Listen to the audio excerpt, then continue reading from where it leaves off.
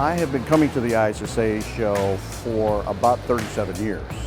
As a manufacturer's rep, this allows us to learn the story that each of our manufacturers wants to bring out to the distributors and to the end users. I've been coming for 25 or 30 years. I come for new product development, and I know there's a lot of courses.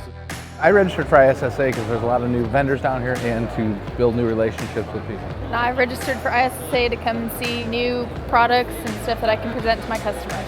I've been saying to the owners of my company, I was like, I got to get out there because it's where everybody is. Whenever you think about what have you learned at a show, I think everybody comes for a different reason. I'm the director of education. So for me, I think the software is helping people to learn without actually using the tool. So we found one that actually had 3D in it. And it was very impressive. There's a single-use microfiber, which is actually very good for the healthcare industry. It does a better job of cleaning. We do warewashing and laundry, chemicals and supplies and all that, so dispensers are very important to me. So I saw a lot with that. The red floor wax was pretty interesting. It turns red anytime anything is spilled on it. So I definitely see that being a good application for some of my customers.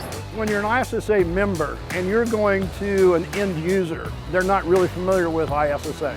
You have to bring that forth, and I think that's the thing I like with the Academy is certifications, important training. We're progressive in the fact that we want to bring to people, why are you using what you're using? I am James Mueller, and I am ISSA. I am Tim, and I am ISSA. I am Dave Thompson, and I am ISSA. I am Steve. I'm Lauren. And we are ISSA.